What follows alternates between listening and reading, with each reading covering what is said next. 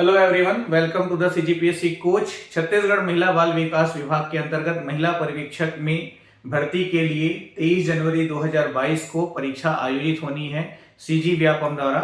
इसके बारे में कितने क्वेश्चंस वगैरह आएंगे, कहां कहां से, ये लास्ट वीडियो में डिटेल इन्फॉर्मेशन आपको यूट्यूब में मैंने अपलोड करके बताया था। और उसमें एज लिमिट जो मैंने बताई थी वो थोड़ा आप करेक्शन कर लेंगे, हालांकि आपने अभी तक उसको अपडेट कर लिया होगा, मैं ऐसा समझता हूँ। न्यूनतम आयु जो है वो 18 वर्ष है और योग्यता जो है वो ग्रेजुएशन होना चाहिए। तो छत्तीसगढ़ की जो भी महिलाएं जिनकी आयु 18 वर्ष पूर्ण हो चुकी है, जो ग्रेजुएट हैं, वो निश्चित तौर पर इसके लिए फॉर्म भर सकते हैं। 30 दिसंबर तक व्यापम की साइट पर जाकर के ऑनलाइन फॉर्म आप अप्लाई कर सकते हैं। अभी अप्लाई होना स्टार्ट हो गया है। चलिए, सीजी व्यापम द्वारा ये महिला पर्यवेक्षक फीमेल सुपरवाइजर को लेकर के जो परीक्षा आयोजित होनी है, इसका जो सिलेबस वगैरह है, जिसके अंतर्गत मैथ्स, रीजनिंग, जनरल स्टडी वगैरह जो है, हिंदी भाषा, छत्तीसगढ़ी भाषा और अंग्रेजी भाषा, और उसके साथ साथ महिला बाल विकास विभाग से संबंधित जो प्रावधान वगैरह को है, जो कुछ कानून वगैरह है, उसको लेकर के विस्तार से प्रश्न पूछे जाएंगे। तो 200 नंबर का 200 प्रश्न होगा, जिसके बारे में पिछले वीडियो में डिटेल में बातचीत की जा चुकी है। यदि आपने ऑनलाइन क्लास वगैरह नहीं ज्वाइन किया है तो आपको थोड़ा सा क्लास ज्वाइन करने के बारे में और क्लास के डिटेल के बारे में मैं पहले बता दूं। फिर आज की वीडियो में स्पेशल ये रहेगा कि आज हम जो 2013 में महिला सुपरवाइजर का एग्जाम हुआ था, उसका जो क्वेश्चन पेपर है, उसका जो महिला बाल विकास विभाग वाला जो भाग है, उसके ऊपर आज हम डिस्कस करेंगे। उसके माध्यम से मैं आपको ये बताना चाह रहा हूँ कि किस तरह से आपको स्टडी करनी है या किस पैटर्न में हम आपको पढ़ाने वाले हैं, ये मैं आपको बताने वाला हूँ। ठीक है, तो देखिएगा, गूगल प्ले स्टोर से the CGPSC coach app download करें और ऐप डाउनलोड करने के बाद स्टोर में जाएंगे तो ये फीमेल सुपरवाइजर, महिला सुपरवाइजर का कोर्स वहां आपको दिखाई देगा। ठीक है, तो ये कोर्स के कंटेंट में आप देखेंगे, पहले तो आप इसको बाय नाउ करके ज्वाइन करेंगे, फिर कोर्स के कंटेंट में आप जाएंगे तो कंटेंट में आपको डिटेल में पूरे पीडीएफ नोट्स, जिसको आप डाउनलोड करके प्रिंट कर सकते हैं, हिंदी भाषा, अंग्रेजी भाषा और उसके बाद गणित के, छत्तीसगढ़ी भाषा के, रीजनिंग के, छत्तीसगढ़ अध्ययन अभी चल रहा है, इन सभी के वीडियो लेक्चर्स पूरे अपलोड कर दिए गए हैं। और अभी छत्तीसगढ़ के वीडियो लेक्चर्स अपलोड हो रहे हैं। उसके साथ साथ जर्नल स्टडी में आपका सामान्य अध्ययन के अंतर्गत संविधान का कोर्स कंप्लीट हो गया है, मतलब इसके सारे वीडियो लेक्चर्स अपलोड कर दिए गए हैं। और भारत का आधुनिक इतिहास भी कंप्लीट हो चुका है और इसमें आपका इंडियन ज्योग्राफी और इंडियन हिस्ट्री वगैरह जो है वो अभी चल रहा है। तो ध्यान दीजिएगा, कंटेंट का ऐसा है कि पहले मैंने लाइव क्लासेस की बात की थी, तो लाइव क्लासेस में कहीं ना कहीं क्वालिटी थोड़ी सी कंप्रोमाइज हो रही है। इस वजह से हम रेगुलर कंटेंट रिकॉर्ड करके अपलोड कर रहे हैं। ठीक है, जिसको आप कभी भी किसी भी टाइम कितने भी बार देख सकते हैं और हर हाल में 31 दिसंबर तक इसका पूरा सिलेबस कंप्लीट कर दिया जाएगा, पूरा कंटेंट ऐप में अपलोड कर दिया जाएगा। ठीक है, तो पहले तो आप कोर्स ज्वाइन करें और कोर्स ज्वाइन करने के बाद क्या करना है, आप एक टाइम टेबल बना लीजिए कि डेली कम से कम 3 सब्जेक्ट आपको पढ़ना है। 3-3 घंटे की, 9 घंटे की रेगुलर स्टडी हो जाएगी। 15-15 दिन में एक एक सब्जेक्ट को कवर करना है, इस हिसाब से प्लान करके चलें। लगातार कंटेंट आपको मिल रहे हैं तो बिल्कुल फुल स्पीड में उसको जल्दी से जल्दी कवर करते जाइए, क्योंकि हमारी योजना ये है कि 31 दिसंबर तक आपका कोर्स कंप्लीट करने के बाद आपका जनवरी फर्स्ट वीक से लगातार आपके टेस्ट सीरीज स्टार्ट कर देंगे। जो भी स्टूडेंट्स इस कोर्स को ज्वाइन किए हुए हैं तो टेस्ट सीरीज उसी इस कोर्स के साथ ही मिलेगा और अलग से टेस्ट सीरीज ज्वाइन करने की जरूरत नहीं है। पर जो स्टूडेंट्स कोर्स नहीं ज्वाइन किए हैं, वो खाली टेस्ट सीरीज की आवश्यकता हो तो सिर्फ टेस्ट सीरीज को भी ज्वाइन कर सकते हैं।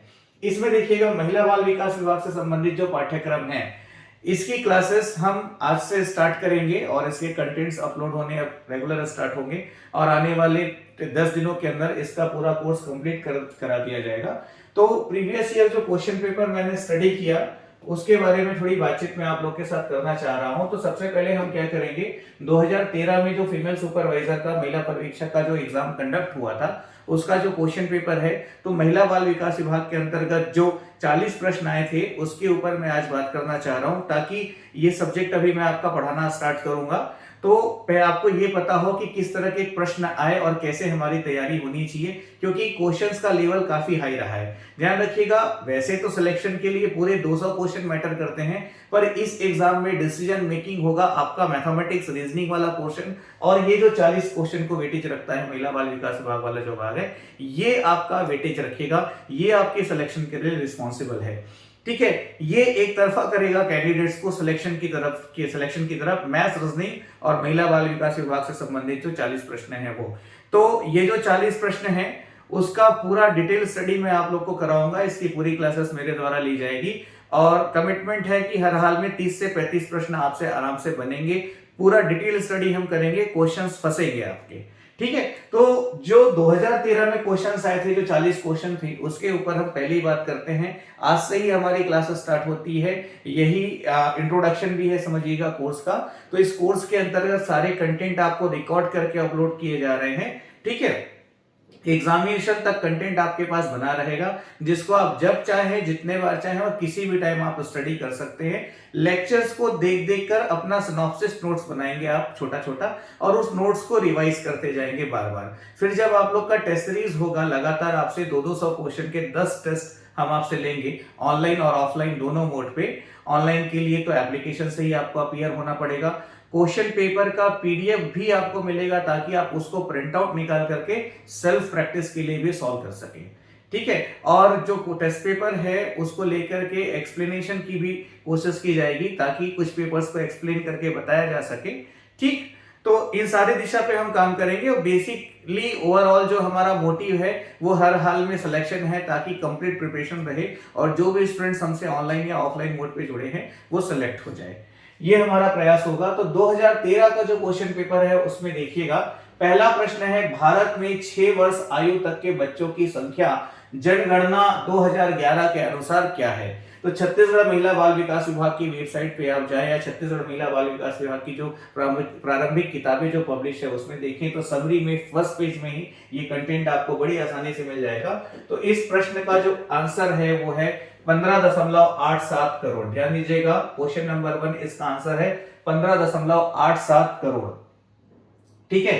तो 2011 की जनगणना अनुसार 6 वर्ष तक के आयु के बच्चों की संख्या 15.87 करोड़ है आंसर। यदि यह प्रश्न इस बार भी पूछा जाता है तो अभी भी आंसर यही होगा, क्योंकि अभी भी जनगणना 2011 ही चल रहा है। 2021 की जो जनगणना का कार्य है वो कोरोना की वजह से पूरा नहीं हुआ है, तो नए आंकड़े अभी तक भारत सरकार द्वारा, राज्य सरकार द्वारा जारी नहीं किए गए हैं। जनगणना भारत सरकार करवाती है, राज्य सरकार नहीं करवाती है, ध्यान रखिएगा। अब हम देखिए दूसरा प्रश्न, तो प्रश्न क्रमांक 2 है, इसके अंतर्गत पूछा गया है आईसीडीएस योजना जो है, आईसीडीएस समेकित बाल विकास योजना इसको कहा जाता है, तो की मॉनिटरिंग समिति का गठन इनमें से किन किन स्तरों पर किया जाता है। तो पहले क्या था, इसका जो मॉनिटरिंग है वो राष्ट्रीय स्तर और राज्य स्तर और जिला स्तर पर किया जाता था। पहले इसकी मॉनिटरिंग राष्ट्रीय स्तर, राज्य स्तर और जिला स्तर पर किया जाता था। जब ये लागू हुआ, आईसीडीएस योजना जो है आपका 2 अक्टूबर 1975 को लागू हुआ है, गांधी जी की 106वीं जयंती के उपलक्ष्य के समय, ठीक है। तो स्टार्टिंग में जब ये लागू हुआ तो राष्ट्रीय स्तर, राज्य स्तर और जिला स्तर पर बात हुई थी। बाद में आंगनबाड़ी स्तर और ब्लॉक स्तर को भी जोड़ दिया गया है मॉनिटरिंग के लिए। तो फिलहाल आईसीडीएस योजना की मॉनिटरिंग जो है, तो इसमें 1 2 3 4 5 सभी आ जाएंगे, ऑप्शन डी इसका राइट आंसर है। फिर देखिए प्रश्न क्रमांक 3 आपके सामने, आईसीडीएस योजना 1 जनवरी 2014 से कितने वर्ष पूर्व प्रारंभ किया गया। तो 1 जनवरी 2014 से कितने वर्ष पूर्व प्रारंभ किया गया, रीजनिंग पार्ट है क्वेश्चन में थोड़ा सा। देखिए, गांधी जी की 106वीं जयंती के उपलक्ष्य में 2 अक्टूबर 1975 को आईसीडीएस समेकित बाल विकास परियोजना, समेकित बाल विकास योजना जो है लाई गई, ठीक है। पहले प्रोजेक्ट के रूप में चलाया गया, उसके बाद देश भर में इसको लागू किया गया। तो अब देखो 1 जनवरी 2014 से हम इसको कैलकुलेट करें तो बहुत बार समस्या ये हुई है, बहुत सारे स्टूडेंट्स ने आंसर 39 ईयर वगैरह लिया हुआ है। 39 इसका परफेक्ट आंसर नहीं होगा। देखिए 1 जनवरी 2014 से हम काउंट करें तो इसको हम बैक में जाकर के देखें तो इधर आपके 1975 से लेकर, ध्यान दीजिएगा 1975, 2 अक्टूबर 1975, तो इधर आपके 25 वर्ष हो गए, ठीक है। और यहाँ 2014, तो 1 जनवरी 2014 की बात हो रही है, तो 2013 तक का हम लेंगे तो 13 वर्ष ये हो जाते हैं। तो ये टोटल आपके हो गए 38 वर्ष, है ना भाई। तो 38 वर्ष पूर्ण 38 वर्ष और लगभग अक्टूबर, नवंबर, दिसंबर 3 माह। तो 1 जनवरी 2014 को ये 38 वर्ष 3 माह हो रहा है ये समय, तो इसलिए आपका सही आंसर ऑप्शन सी होगा 38 वर्ष। ठीक है, इस तरह के प्रश्न क्रमांक 3 पूछे गए हैं। तो देखिएगा नॉर्मली इसको क्या हुआ है, 25 और 14 जोड़ करके 39 वर्ष आंसर कई स्टूडेंट्स ने लिया हुआ है, तो वो गलत है, उसका आंसर होगा 38 वर्ष। प्रश्न क्रमांक 4 इसके अंतर्गत पूछा गया है सुगंध स्वास्थ्य हमारे आसपास संबंधित है। तो सुगंध स्वास्थ्य हमारे आसपास जो है ये स्थानीय हर्बल दवाइयों से संबंधित है। किससे संबंधित है? ऑप्शन बी इसका राइट आंसर है, स्थानीय हर्बल दवाइयों से संबंधित है। ठीक, अब देखिएगा सुगंध स्वास्थ्य हमारे आसपास, इसके बारे में नॉर्मली जैसे आपने सुना भी नहीं होगा, काफी डीप में जाकर के इसको पूछा गया है। ठीक, नए राज्य बनने के पश्चात इस राज्य में आईसीडीएस योजना सर्वप्रथम किस जिले में प्रारंभ की गई? देखिए प्रश्न क्रमांक 5 बहुत बढ़िया प्रश्न है। जब पायलट प्रोजेक्ट आया आईसीडीएस का, तो छत्तीसगढ़ में यह सबसे पहले बिलासपुर जिले में प्रारंभ किया गया है। छत्तीसगढ़, ध्यान दीजिएगा, छत्तीसगढ़ क्षेत्र की यदि बात होगी, उस समय छत्तीसगढ़ राज्य का निर्माण नहीं हुआ था, तो छत्तीसगढ़ क्षेत्र की बात होगी तो छत्तीसगढ़ में सर्वप्रथम बिलासपुर जिले में लागू हुआ। फिर 1 नवंबर 2000 को छत्तीसगढ़ राज्य का निर्माण हुआ, तो उसके बाद ये जो है बस्तर जिले में प्रारंभ हुआ है। ठीक है, मतलब राज्य बनने के बाद सर्वप्रथम किस जिले में प्रारंभ हुआ, तो इसका प्रसार करते हुए ये बस्तर जिले में राज्य बनने के बाद पहले प्रारंभ हुआ है। उसके बाद सरगुजा, जसपुर, अभी तो छत्तीसगढ़ के सभी 28 जिलों में संचालित है। ठीक है, 4 नए जिलों का निर्माण इसी में से हो चुका है। तो वर्तमान में छत्तीसगढ़ में कुल 32 जिले हैं। ठीक है, ध्यान दीजिएगा। तो ये प्रश्न क्रमांक 5 इसका आंसर हुआ ए बस्तर। आईसीडीएस योजना के अंतर्गत अनौपचारिक पूर्व स्कूली शिक्षा का प्रावधान किस आयु समूह के लिए है? तो ध्यान दीजिएगा, आईसीडीएस समेकित बाल विकास योजना का जो मुख्य उद्देश्य है वो हर दृष्टिकोण से बच्चे का पूर्ण विकास करना, कुपोषण को दूर करना, ठीक है, और उनमें आर्थिक सामाजिक घटकों का मतलब एक बेसिक क्रियान्वयन करना, मतलब कि आर्थिक सामाजिक रूप से विकास करने का प्रयास करना या विकास के घटकों को क्रिएट करना उनके अंदर, ये मुख्य रूप से उद्देश्य है आईसीडीएस का, समेकित बाल विकास योजना का।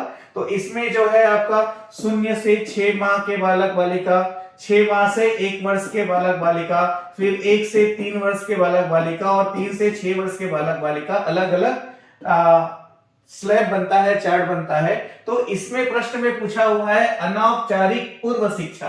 जैसे दूसरी लैंग्वेज में कहें तो आप अपने लोकल लैंग्वेज में इसको प्ले स्कूल के नाम से जानते हैं। तो जो प्ले स्कूल है ना, वही आंगनबाड़ी है। ठीक है, जो कि भारत सरकार, राज्य सरकार द्वारा संचालित है, इस पर ध्यान दीजिएगा। तो ये प्रश्न का उत्तर है 3 से 6 वर्ष। इसका सही आंसर है सी, 3 से 6 वर्ष। तो आंगनबाड़ी केंद्र में क्या होता है, 3 से 6 वर्ष के जो बालक बालिका होते हैं उनको आंगनबाड़ी केंद्र में बुला करके अनौपचारिक शिक्षा दी जाती है। खेल खेल में उनको पढ़ाया जाता है और कोशिश ये रहती है कि सामाजिक रूप से उनका विकास करने का प्रयास किया जाए। ठीक है, मतलब बच्चे का जो डेवलपमेंट है वो सिर्फ घर के अंदर नहीं होता, बच्चे का जो डेवलपमेंट है वो घर के बाहर ज्यादा होता है। आपने भी अपने जीवन में महसूस किया होगा कि जस्ट लाइक जैसे आप स्टडी करने के लिए घर से बाहर कहीं गए, कुछ वर्ष आप बाहर रहे, तो जितने समय तक आप घर में रहे, घर में रह करके आपने पढ़ाई की, उससे अलावा काफी सारी चीजें आप बाहर गए तब आपने सीखा। ठीक है, तो कहीं ना कहीं डेवलपमेंट की जब बात होती है, फिजिकल मेंटल डेवलपमेंट की जब बात होती है, सोशल डेवलपमेंट की जब बात होती है, तो घर से बाहर निकलना आवश्यक होता है। तो इसीलिए इस योजना के अंतर्गत क्या किया गया है, 3 से 6 वर्ष के बच्चों को सेंटर में ला करके उनको खेल खेल में पढ़ाया जाता है, सामाजिक परिवेश, सामाजिक शिक्षा दी जाती है, सामाजिक विकास का प्रयास किया जाता है। तो ये 3 से 6 वर्ष, इसी को अनौपचारिक पूर्व स्कूली शिक्षा कहा गया। तो प्रश्न क्रमांक 6 का सही उत्तर है 3 से 6 वर्ष। फिर देखिएगा अगला प्रश्न है, आईसीडीएस योजना के अंतर्गत पोषण तथा स्वास्थ्य शिक्षा कितने वर्ष के आयु समूह की महिलाओं के लिए प्रावधानित है? ठीक है, तो प्रश्न क्रमांक 7 में जो पोषण तथा स्वास्थ्य शिक्षा जो है कितने वर्ष की आयु समूह की महिलाओं के लिए प्रावधानित है आईसीडीएस योजना के अंतर्गत? तो इसका सही आंसर है ऑप्शन बी, 15 से 45 वर्ष। ध्यान रखिएगा, ठीक, पोषण तथा स्वास्थ्य शिक्षा कितने वर्ष की आयु समूह की महिलाओं के लिए प्रावधानित है? तो इसका आंसर है बी, 15 से 45 वर्ष। तो प्रश्न क्रमांक 7 का सही उत्तर है 15 से 45 वर्ष। ठीक है, फिर इसमें देखिए प्रश्न क्रमांक 8, आईसीडीएस योजना में पूरक कार्यवाही हेतु भारत सरकार की सहयोगी संस्था कौन है? तो पूरक कार्यवाही हेतु भारत सरकार की सहयोगी संस्था है संयुक्त राष्ट्र बाल आपात निधि, जिसको यूनिसेफ के नाम से जाना जाता है। प्रश्न क्रमांक 8 का सही उत्तर है ए। जो रेगुलर क्लासेस होगी उसमें यूनिसेफ के बारे में पूरा डिटेल में आपको पढ़ाया जाएगा। प्रश्न क्रमांक 9 की हम बात करें तो आंगनबाड़ी केंद्र के निर्माण हेतु इनमें से किस राज्य के लिए अनुदान स्वीकृत किया गया है? हम चाहेंगे कि YouTube में जो कमेंट बॉक्स है उसमें आप कमेंट करके इसके आंसर्स बताने का प्रयास करें। हमारे आंसर देने के पहले हम तो आंसर बता ही रहे हैं। तो प्रश्न क्रमांक 9 में देखिएगा, प्रश्न क्रमांक 9 में पूछा हुआ है आंगनबाड़ी केंद्र के निर्माण हेतु निम्न में से किन राज्यों के लिए अनुदान स्वीकृत किया गया? ठीक है, तो प्रश्न क्रमांक 9 का जो उत्तर है वो सी है। लगभग एक दशक पूर्व स्थापित जो नए राज्य हैं उनके साथ साथ जो उत्तर पूर्वी राज्य हैं दोनों के लिए अनुदान स्वीकृत किया गया है। तो प्रश्न क्रमांक 9 का सही उत्तर है सी, दोनों ए एवं बी।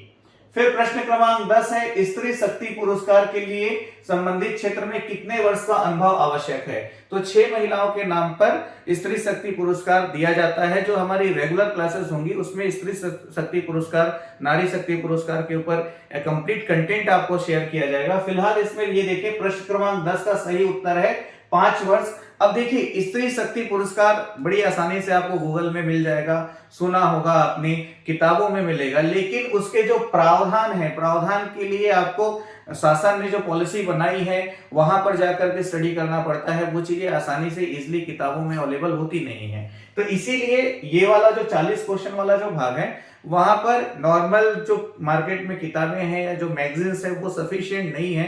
क्वेश्चन काफी डीप में जाकर के पूछा हुआ है।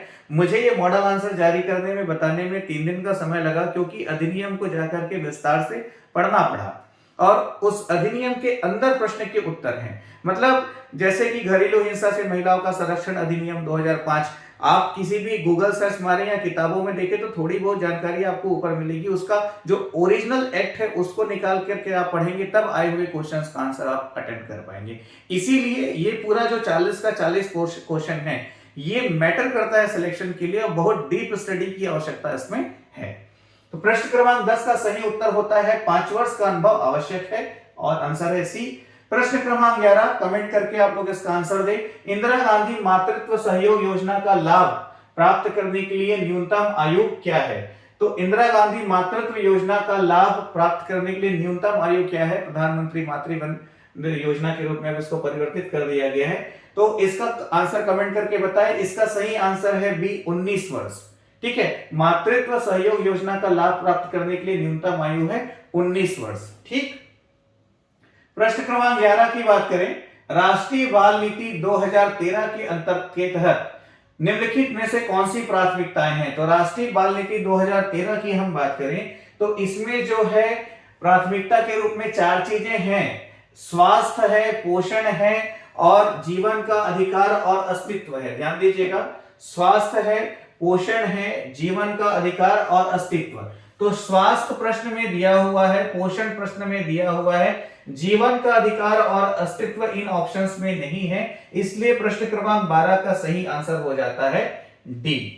ठीक है, अगला प्रश्न है प्रश्न क्रमांक 13, स्वधार योजना के अंतर्गत भवन निर्माण तथा कॉमन सुविधाओं के लिए प्राप्त करने के लिए प्रत्येक महिला रहवासी हेतु अधिकतम सहायता राशि निर्धारित है। तो ध्यान दीजिएगा, प्रश्न क्रमांक 13 की हम बात करें तो यहां पर ग्रामीण क्षेत्र के लिए, शहरी क्षेत्र के लिए और उन्नत ग्रामीण क्षेत्र, उन्नत शहरी क्षेत्र के लिए, तो सभी के लिए अलग अलग स्लैब बनाया हुआ है ना। तो यहाँ पर जो अधिकतम सहायता राशि है वो 50,000 तक की दी जाती है। स्वधार योजना के अंतर्गत भवन निर्माण तथा कॉमन सुविधाएं प्राप्त करने के लिए महिला रहवासी को अधिकतम सहायता राशि कितने तक की दी जाती है? तो ये 50,000 तक की दी जाती है। चूंकि 50,000 इसमें ऑप्शन में नहीं है तो प्रश्न क्रमांक 13 का सही उत्तर हुआ डी, उपरोक्त में से कोई नहीं। प्रश्न क्रमांक 14 की हम बात करें तो सबला योजना कब लागू की गई थी इनमें तथा इनमें से किससे संबंधित है? तो प्रश्न क्रमांक 14 की हम बात करें तो सबला योजना जो है सितंबर 2010 में लागू की गई है। कब? सितंबर 2010 में लागू की गई है और यह किशोरियों से संबंधित है। किससे संबंधित है?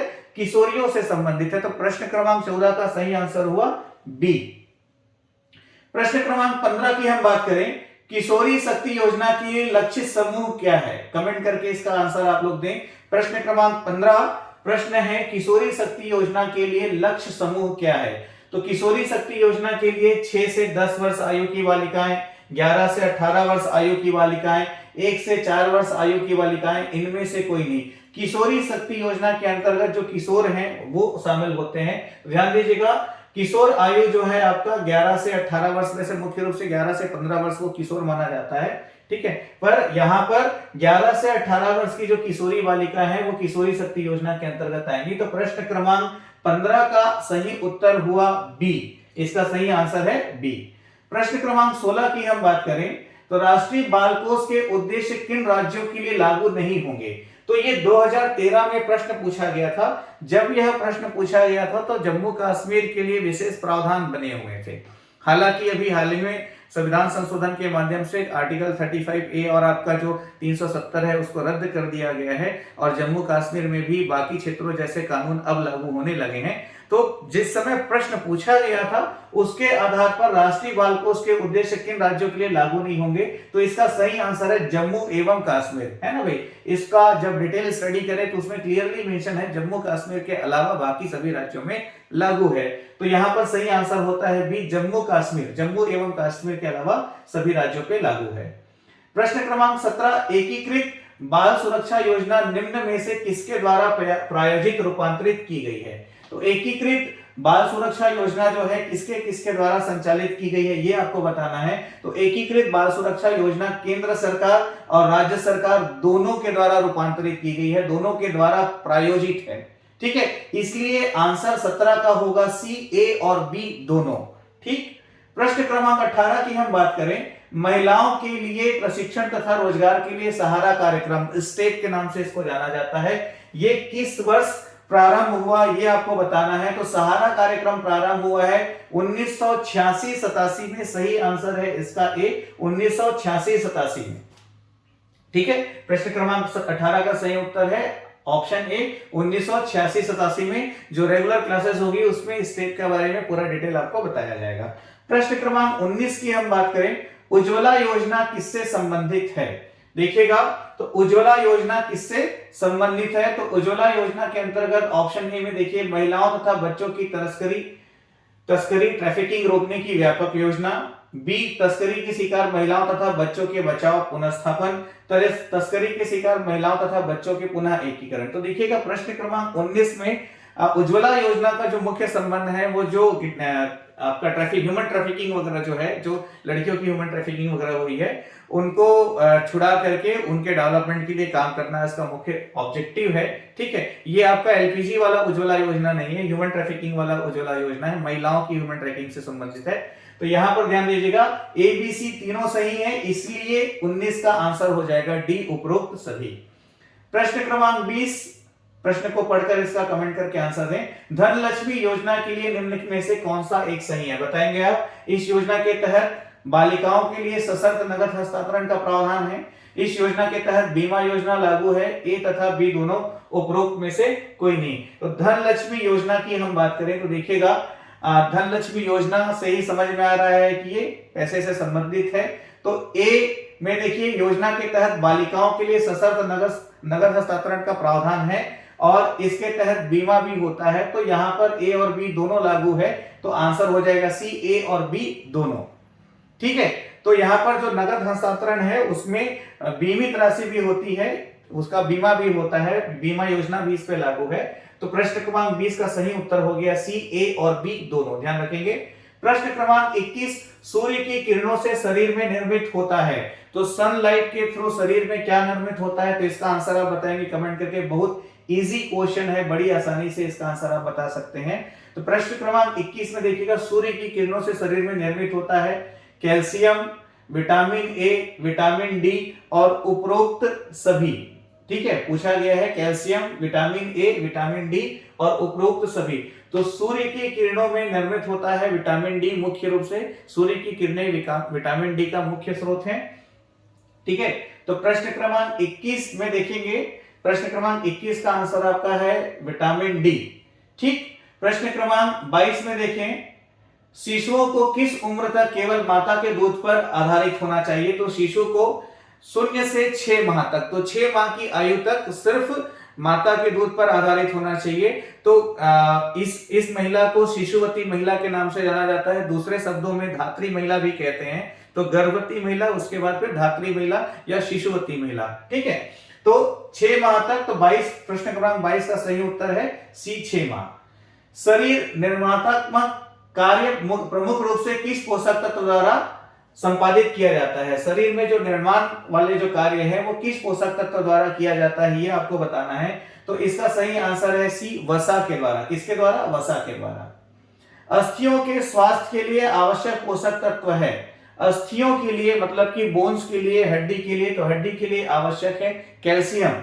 हड्डी के लिए आवश्यक है कैल्शियम और विटामिन डी। तो देखिएगा प्रश्न क्रमांक 24, अस्थियों के स्वास्थ्य के लिए आवश्यक पोषक तत्व है, तो इसका आंसर हुआ आपका डी, कैल्शियम एवं विटामिन डी। कैल्शियम एवं विटामिन डी, ठीक है। तो प्रश्न क्रमांक 24 का सही आंसर हो गया डी।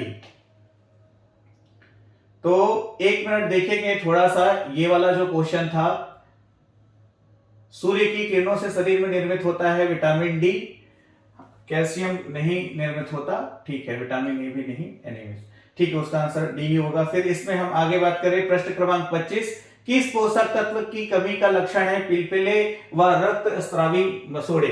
तो प्रश्न क्रमांक 25 का आंसर कमेंट करके बताएं, किस पोषक तत्व की कमी से पिलपिले व रक्त स्रावित मसूड़े ये समस्या उत्पन्न होती है? तो इसका आंसर है विटामिन सी की कमी से। 25 का आंसर है ए। सर्वाधिक ऊर्जा किस पोषक तत्व द्वारा प्रदान की जाती है? प्रश्न क्रमांक 26, इसका आंसर बताएंगे, सर्वाधिक ऊर्जा किस पोषक तत्व द्वारा? तो सर्वाधिक ऊर्जा जो है फैट मतलब कि वसा के द्वारा प्रदान की जाती है।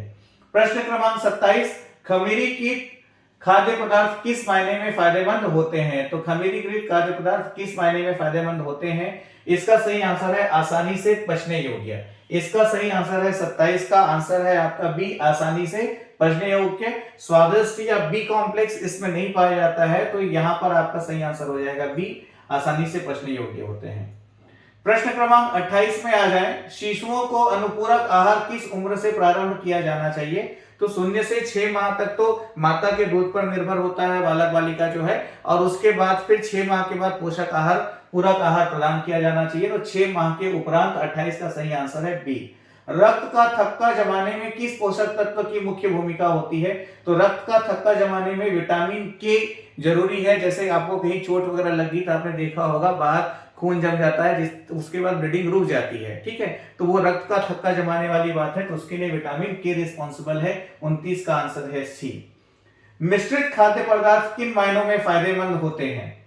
ठीक है, तो मिश्रित खाद्य पदार्थ किन मायनों में अधिक फायदेमंद होते हैं? देखिएगा, अधिक पौष्टिक होते हैं, अधिक स्वादिष्ट होते हैं और अधिक आकर्षक होते हैं। 3 ऑप्शन आपके पास है, तो अब स्वादिष्ट और आकर्षक पे आप आकर्षित नहीं होइएगा। इसका सही आंसर है ए, अधिक पौष्टिक होते हैं। फिर देखिए, घरेलू हिंसा अधिनियम 2005 के अंतर्गत मजिस्ट्रेट द्वारा किए गए आदेश की अपील की जाएगी। तो ध्यान दीजिएगा, घरेलू हिंसा अधिनियम 2005 के अंतर्गत मजिस्ट्रेट ने जो भी आदेश वगैरह किया है उस आदेश के अंतर्गत जो अपील की जाएगी वो सेशन न्यायालय में होगा। कहां होगा? सेशन न्यायालय में होगा। तो प्रश्न क्रमांक 31 का सही आंसर है ए, सेशन न्यायालय। ठीक है, प्रश्न क्रमांक 32 की हम बात करें, घरेलू हिंसा अधिनियम 2005 के अधीन संरक्षक तथा अधिकारी सेवा प्रदाताओं के समर्थ सदस्य समझे जाएंगे। तो देखिएगा, डोमेस्टिक वायलेंस वाला जो 2005 का एक्ट है, तो इसमें क्या होता है, संरक्षक वगैरह होते हैं, जो महिला इससे प्रताड़ित है उसको सुरक्षा वगैरह प्रदान करने के दृष्टिकोण से, और मुख्य रूप से ये परामर्श देते हैं। और फिर सेवा प्रदाता होते हैं, इनका भी काम है काउंसलिंग करना। बेसिकली इनका सबसे बड़ा जो काम है वो काउंसलिंग करना है, तो इनको विधिक परामर्शदाता के रूप में हम लेंगे। तो 32 का सही आंसर है डी, विधिक परामर्शदाता। बाल अधिकार संबंधी अभिसमय है। बाल अधिकार संबंधी अभिसमय क्या है? तो इसको जो है यूनिसेफ के द्वारा अंतरराष्ट्रीय संधि के अंतर्गत रखा गया है। तो बाल अधिकार संबंधी अभिसमय जो है वो इंटरनेशनल ट्रीटी के अंतर्गत आता है, तो ये आपका अंतरराष्ट्रीय संधि के अंतर्गत आता है। 33 का सही आंसर है ए, ध्यान दीजिएगा। प्रश्न क्रमांक 34, बाल विवाह प्रतिषेध अधिनियम 2006। ध्यान रखिएगा, ये सारे अधिनियम जो आपकी रेगुलर क्लास है उसमें काफी डिटेल में बताऊंगा। एक एक घंटे से अधिक एक एक अधिनियम के पीछे डिटेल लेक्चर होगा। मतलब प्रश्न कहीं से भी आए, प्रश्न आपसे बनेगा, ये तय है। बस ये है कि कम से कम एक बार दो बार आप वीडियो लेक्चर देख लें, उतना पर्याप्त है। लेक्चर रिकॉर्डेड रहेंगे तो टाइम लिमिट का भी कोई दिक्कत नहीं है, आप किसी भी टाइम ऑनलाइन मोड पे वीडियो लेक्चर्स को अटेंड कर सकते हैं, देख सकते हैं। ठीक है, स्पीड वगैरह का भी उसमें ऑप्शन रहता है, तो आप स्पीड इंक्रीज करके भी ईयरफोन लगा करके लेक्चर को पूरा विस्तार से सुन सकते हैं। ईयरफोन लगा करके आराम से सुनते हुए सो जाइए, मतलब तो भी चीजें आपको आपके दिमाग में सेट हो जाएंगी। किताब पढ़ने से कहीं ज्यादा बेनिफिट यहाँ पर आपको होगा। तो जितने भी वीडियो लेक्चर्स हैं उसका सबसे पॉजिटिव पार्ट यही है कि जस्ट ईयरफोन लगा के सो जाइए, चीजें आपको ऑटोमेटिक याद होती चली जाएंगी। बाल विवाह प्रतिषेध अधिनियम 2006 के द्वारा निर्सित किया गया है, ध्यान दीजिएगा। तो ये जो है बाल विवाह अवरोध अधिनियम 2029 को इसके द्वारा निर्सित किया गया है। तो प्रश्न क्रमांक 34 का सही आंसर है ए। ठीक है, तो बाद में बाल विवाह अवरोध अधिनियम 1929 वाला जो था उसको रिप्लेस करके बाल विवाह प्रतिषेध अधिनियम 2006 जो लाया गया है, तो ये इसका सही आंसर है ए। ठीक, आगे हम देखें प्रश्न क्रमांक 35, बाल विवाह प्रतिषेध अधिनियम 2006 के अंतर्गत बाल विवाह से जन्मा या गर्भजात बालक जो है सभी प्रयोगों के लिए समझा जाएगा, सभी प्रयोगों के लिए समझा जाएगा। तो ये होगा लेजिटमेट है, धर्मज्ञ इसको बोलेंगे हिंदी में, है ना। तो विवाह बाल विवाह प्रतिषेध अधिनियम 2006 जो एक्चुअल में एक्ट है उसमें देखेंगे तो उसमें क्लियरली बीच में एक लाइन ये मिलता है, तो इसका सही आंसर है ए, धर्मज्ञ। ठीक, अब यहां पर भी एक बात है, हिंदी और इंग्लिश, मतलब हिंदी और इंग्लिश, देखिए बाकी सब सब्जेक्ट्स में हिंदी इंग्लिश में बात थोड़ी अलग होती है, but constitutional point of view से या नियम कानून प्रावधान की हम बात करें तो हिंदी इंग्लिश में एक बड़ा व्यापक परिवर्तन यहाँ पर दिखाई देता है। ठीक है, तो जो इंग्लिश मीडियम के स्टूडेंट्स हैं वो इंग्लिश में जो एक्ट्स वगैरह है उसको पढ़ें, और हमारी जो क्लासेस है वो बेसिकली हिंदी लैंग्वेज पे बेस्ड है। फिर भी अधिनियम वगैरह में जहां पर पॉसिबल हो पाया इंग्लिश में भी चीजों को डील हम करने का प्रयास करेंगे। प्रश्न क्रमांक 36 में देखिएगा, दहेज प्रतिषेध नियम 2004 के अंतर्गत नियमों के निर्वचन संबंधी किसी प्रकार का प्रश्न उत्पन्न होने पर निर्णय हेतु उसे भेजा जाएगा। तो दहेज प्रतिषेध नियम 2004 ये सरकार द्वारा बनाया गया है। तो नियमों से सब कोई समस्या होगी तो उसको निर्णय के लिए भेजा जाएगा सरकार को। किसको भेजा जाएगा? सरकार को भेजा जाएगा। तो प्रश्न क्रमांक 36 का सही आंसर है ए, सरकार को भेजा जाएगा। प्रश्न क्रमांक 37 में देखें, टोनही प्रताड़ना निवारण अधिनियम 2005 के अंतर्गत बनाए गए किसी नियम के अधीन किसी अधिकारी या प्राधिकारी द्वारा दिए गए निर्णय अथवा पारित आदेश के विरुद्ध कोई वाद कहां पर स्थापित हो सकता है? टोनही प्रताड़ना निवारण अधिनियम 2005 की बात हो रही है। ठीक है, तो ध्यान दीजिएगा, इसके बारे में जो भी आदेश होगा उस आदेश के विरुद्ध, ध्यान दीजिएगा प्रश्न में पूछा गया है प्राधिकारी द्वारा निर्णय या पारित आदेश के विरुद्ध कोई वाद कहां डाला जा सकता है?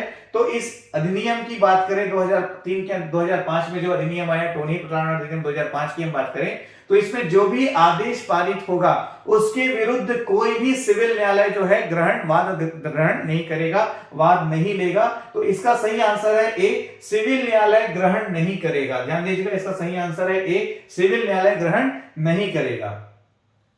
प्रश्न क्रमांक 38, जहां कोई व्यक्ति दहेज मांगने के लिए अभियोजित किया गया है, यह साबित करने का भार कि उसने दहेज प्रतिषेध अधिनियम 1961 की धारा 3 व धारा 4 के दिन कोई अपराध नहीं किया है, किस पर होगा? तो यह भार जो है उस व्यक्ति पर होगा जिसे अभियोजित किया गया है, जिसको आरोपी बनाया गया है, जिसके विरुद्ध एफआईआर दर्ज किया गया है। ठीक है, तो जिसके विरुद्ध दंडात्मक कार्यवाही की जा रही है उस व्यक्ति पर भार होगा कि वह अपने आप को निर्दोष सिद्ध करे, धारा 3 व 4 के अंतर्गत। तो 38 का आंसर है ए। टोनही प्रताड़ना निवारण अधिनियम 2005 के अंतर्गत समस्त अपराध विचारणीय होंगे। ठीक है भाई, प्रश्न क्रमांक 39 में देखिएगा, टोनही प्रताड़ना निवारण अधिनियम 2005 के अंतर्गत समस्त अपराध विचारणीय होंगे। तो समस्त अपराध कहां विचारणीय होंगे? क्लियरली एक्ट में ही मेंशन है, प्रथम श्रेणी न्यायिक दंडाधिकारी द्वारा। ठीक है, प्रथम श्रेणी by the first class judicial magistrate, प्रथम श्रेणी न्यायिक दंडाधिकारी द्वारा, ठीक है, उसके समक्ष विचारणीय होंगे। प्रश्न क्रमांक 40, बाल अधिकार संरक्षक आयोग अधिनियम 2005 के अंतर्गत बालक अधिकारों में शामिल है। ठीक है, बालक अधिकारों में शामिल है। तो इसमें जो है बी एक्ट को आप देखेंगे तो एक्ट में पहले पैराग्राफ में ही बताया गया है एक्ट के बारे में। तो उसमें क्लियरली मेंशन है 20 नवंबर 1989 को बालक अधिकार संबंधी संयुक्त राष्ट्र अभिसमय में अंगीकृत बालकों के अधिकार, फिर 11 दिसंबर 1992 को भारत सरकार द्वारा अनुसमर्थित बालकों के अधिकार। तो ये दोनों को लिया हुआ है, इसलिए आंसर होगा सी, ए और बी दोनों सही है।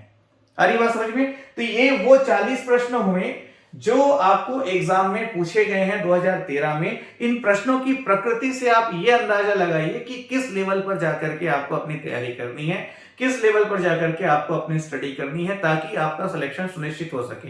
तो देखिएगा बाकी जो पोर्शन है उसमें लगभग सभी स्टूडेंट एक एवरेज कंपटीशन लेकर चलेंगे जो अच्छी तैयारी किए हुए हैं।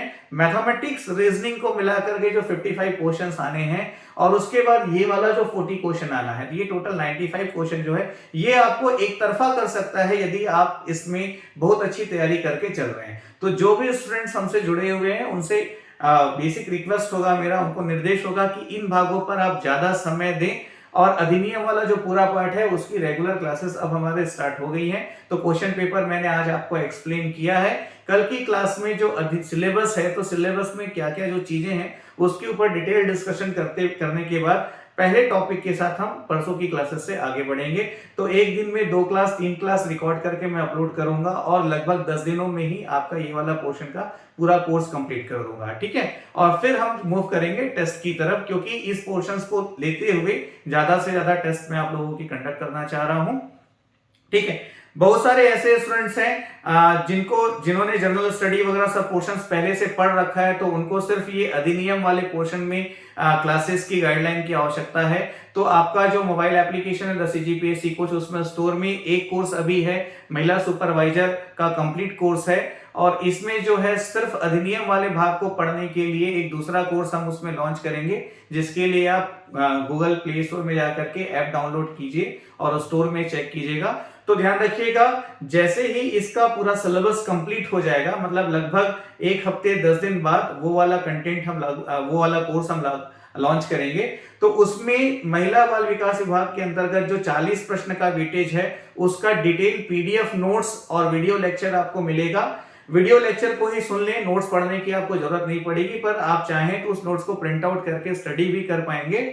और उसके साथ साथ उसमें आपको टेस्ट सीरीज भी मिलेगा, तो उसमें दोनों चीजें एक साथ मर्ज होंगी, जो कि 1 हफ्ते बाद लगभग आपके ऐप में वो कंटेंट अवेलेबल होगा। So wish you all the best.